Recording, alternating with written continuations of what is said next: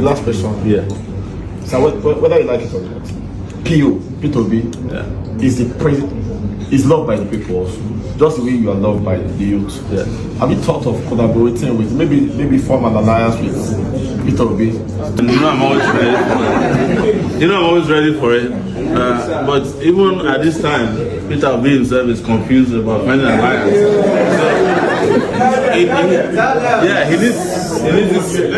He needs this question more than he needs the solution more than you do, because in all honesty, it is the reason why I'm always confident in my criticism of Nigerian politicians, because I know that you can't help them and they can't help themselves.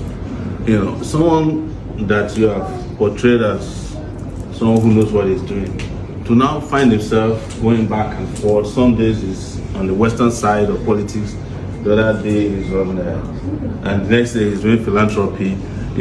I understand he has to do whatever he needs to do, but there are places you can't find me. You can't find me with armed robbers, even if they will help me win the election. You can't find me with kidnappers, even if they will help me win the election. You can find me with the police, and you can say some of them are armed robbers and kidnappers, but at least those ones are official security agencies. So the collaboration we need, he already has seen. The people who followed him for good or bad reasons the last time did for one simple reason that all of you always said, that he wants to retire the old politicians. So how did he find himself in a retirement camp again? Or the people he wanted to retire? The criminals he told you in 2023 he wanted to retire. He's now in a full embrace of those criminals.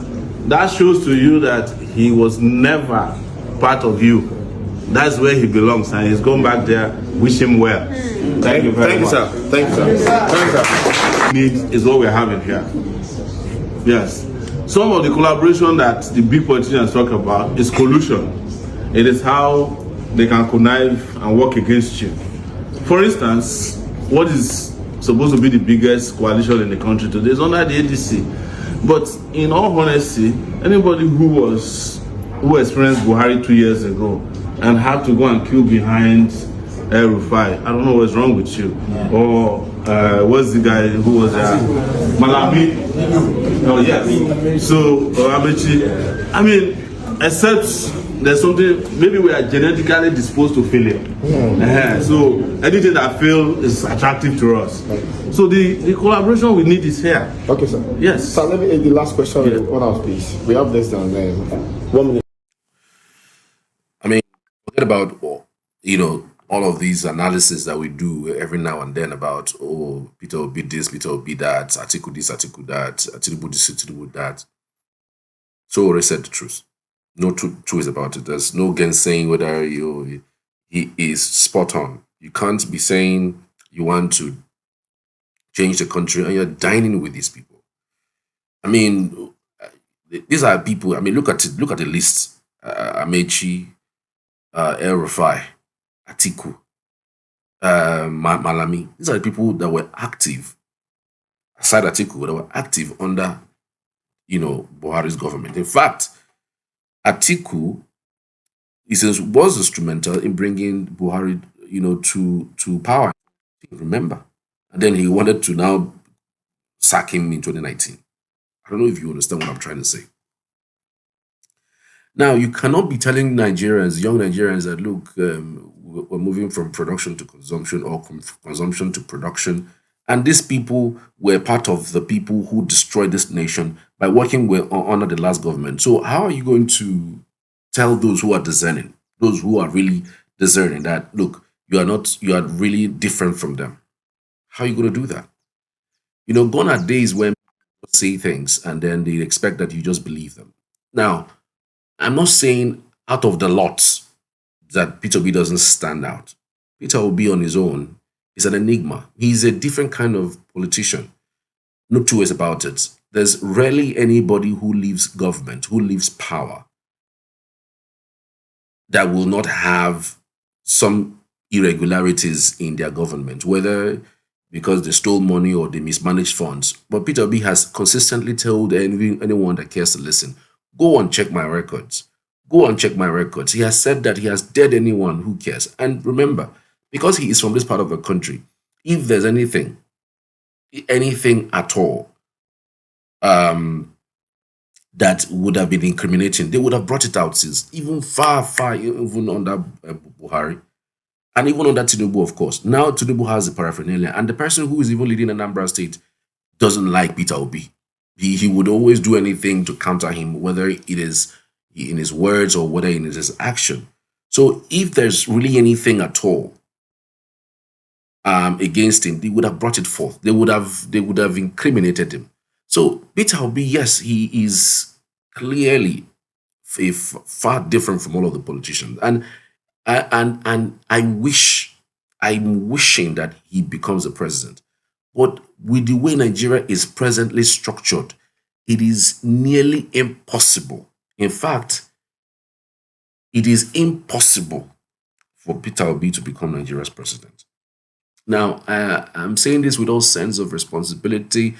I know some of you will say you are not a patriot, you are not this, you are not that. Guy, based on what I have seen on the ground, based on what I am seeing, conversations I have had with people in the north, guy, it will be terribly, irredeemably. In fact, his chances were better in 2023 than in 2027. No, let me paint a picture for you. Let me give you the reasons why. In 2023, some people will say if they had repeated that coalition in 2019, Atiku and Peter Obi, it would have been a perfect buy, and maybe Atiku would have been the president today. But the dynamics changed, and the abracadabra that happened in PDP made Peter Obi leave PDP, and he left to Labour Party, where he ran and scored 6.1 million votes. Now, take a look at the coalition. The leaders of that coalition. I will come to Labour Party and I'll come to every other thing. Take a look at the coalition. Imagine Peter Obi. Let's even say he emerged in that coalition. Do you really think an Atiku will support Peter Obi? Think about it. Do you really think an Atiku, as things are presently, if he loses the primary at the ADC, do you think he will support Peter Obi? He will not. He will still carry his numbers and maybe go to one small party and run from there. He is a serial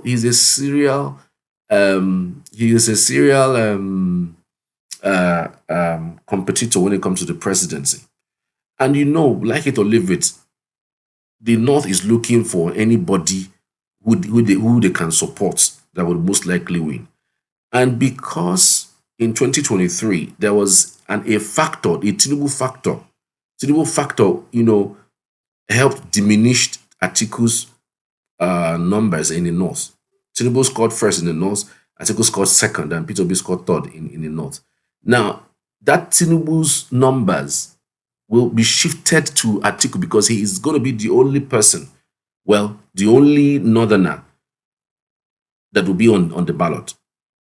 Kwankwaso might not necessarily come out to announce that he's going to run for president. So he might most likely be the only person. And if Northeast aligns with him, Northwest aligns with him, all he needs is just one region, just a fraction of maybe North Central, a fraction of North, a fraction of Southwest, and then he coasts to victory. So, but as it stands right now, an article will never support a Peter Obi. And all these things that they're doing for me is just to get his obedience movement to support Atiku. Of all these things that we're doing, and I think he's beginning to read the handwriting on the wall, and based on that handwriting on the wall that he's seen, he's beginning to maybe if you watch closely, he has not really spoken largely about the coalition anymore. He has not spoken loudly about the coalition anymore, and quite frankly, he should be skeptical about that coalition, because that coalition was actually made. All these things that people are doing, the so-called Malami, the so-called El Rufai, the so-called David Mark, they are rallying around for Atiku. So he should not even bother going for that primaries, because it is from that primary. If he loses that primaries, it will be difficult for him to now run on another platform. So it is best for him to, as fast as possible, dissociate himself from that coalition and start looking for some sort of coalition that would most likely, penetrate the north. Now, he has been doing a lot though, going around in the north, meeting people, but he needs some sort of personality, somebody who can galvanize the north to vote. Now, I also heard things like civil war hasn't ended, and quite frankly, Ruben Abati a few days ago spoke about the so-called civil war, that an average northerner who is disgruntled with a Yoruba man with his leadership style cannot in any way shift to an Igbo man. You might hate him for saying that, but trust me, that thing he said was true. It's true from the true sense of the word truth. The Northerners do not want an Igbo man to become the president. If the Northerners wanted an Igbo man to become president, they would have made it since. They would have made, in fact, Peter Obi would have been the president in 2023 if at all they wanted an Igbo man to become president. So the Northerners, for me, are just plain. I mean, it showed in the elections in 2023. It showed in that election. It's true. He showed in that election that the Northerners don't want to be North Central are not necessarily Northerners per se. They are middle belters. People who voted in the North are middle belters, Plateau, parts of Benue, FCT, Kwara, Kogi. Those are people that actually voted him. Kaduna, Southern Kaduna, middle belters. Those are not even North, not North per se. Though it's categorized as North in our constitution, but middle belters have continuously even said that they are not even Northerners. They want to identify mostly, in fact, with Southerners than they identify with the North. So, having said that, the so-called civil war is still fresh in their head, and they think that an Igbo man taking that power will mean, it means doom for them. And now they talk about coalition, and we talk about one term. Peter Obi saying that he's going to do one term. It's a no-no. Don't play politics like that. They'll rather take a Jonathan that is constitutionally bound to do one term than to take an Obi who, is not bound by any constitution except by promise. And of course, you know what promise does. People can break their promise. Politicians break their promise any day, anytime. So who really cares? So they don't play that kind of politics, and they wouldn't want to make that kind of mistake in supporting Peter Obi. So the North, especially Northwest and Northeast, would be a major problem for Peter Obi in 2020. And if Northwest doesn't support you, Northeast doesn't support you, and then you have maybe a bit of North Central. Yes, we had that situation. Peter Obi couldn't gather the momentum in the North Central, so he couldn't gain all of the North Central. So which is going to be quite tough and quite difficult. I'm just saying, by and large, these points, it is going to be very, very difficult for Peter Obi to win the 2027 general elections. And the people he has aligned himself with in his ADC are hawks. They are going to destroy him further. They're going to make him lose his virality. So he should quickly, retrace his steps, dissociate himself from those people.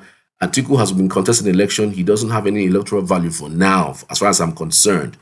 Erufai doesn't have electoral value. Malemi doesn't have electoral value. Amechi doesn't have any form of electoral value. He should look out for people who have electoral value and align with them, and maybe use that same Labour Party and gain momentum and see if he could muster some strength further in winning that election in 2027. But beyond that, guy, it will be very difficult for Peter Obi to win that 2027 general election. Tell me what you think. I'd love to hear from you.